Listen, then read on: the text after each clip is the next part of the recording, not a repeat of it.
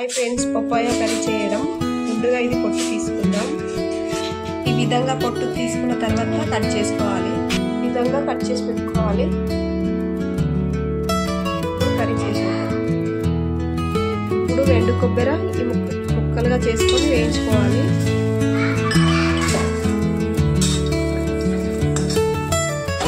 దీంట్లోకే పల్లీలు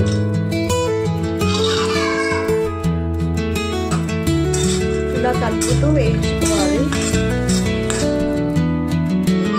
ఈ విధంగా వేగిన తర్వాత తీసేసుకోవాలి ఇప్పుడు దీంట్లోకి ఆయిల్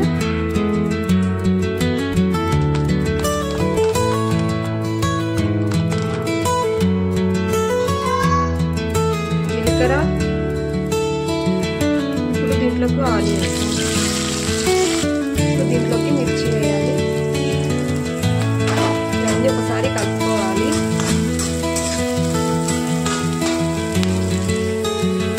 ఇప్పుడు ముందుగానే కట్ చేసి పెట్టుకున్న పపాయ ముక్కలు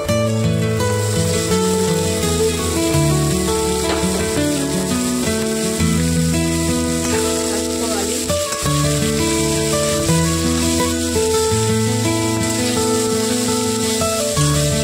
కలుపుకోవాలి మూత పెట్టేద్దాం ఇప్పుడు మూత తీసి చూద్దాం ఇవన్నీ ఇలా మగ్గిపోయినాయి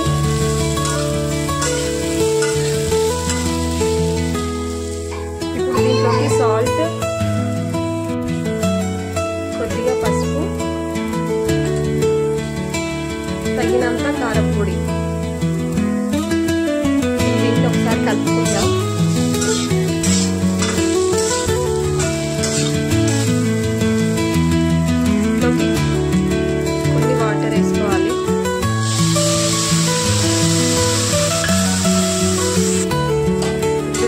కలుపుకున్న తర్వాత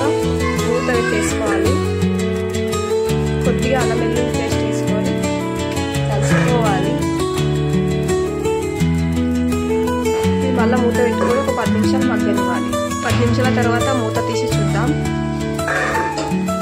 ఇలా ఉంది ముందుగా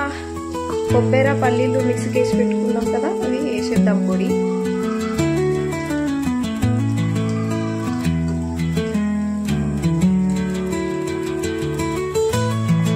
ఒకసారి కలుపుకోవాలి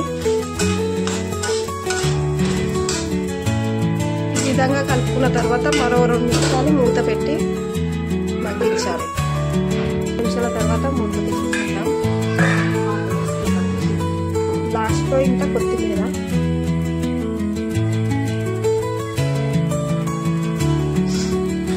కలుపుకోవాలి ఇంతే అండి పపాయ కర్రీ చేసుకోవడం మీకు నచ్చితే లైక్ చేయండి షేర్ చేయండి సబ్స్క్రైబ్ చేసుకోండి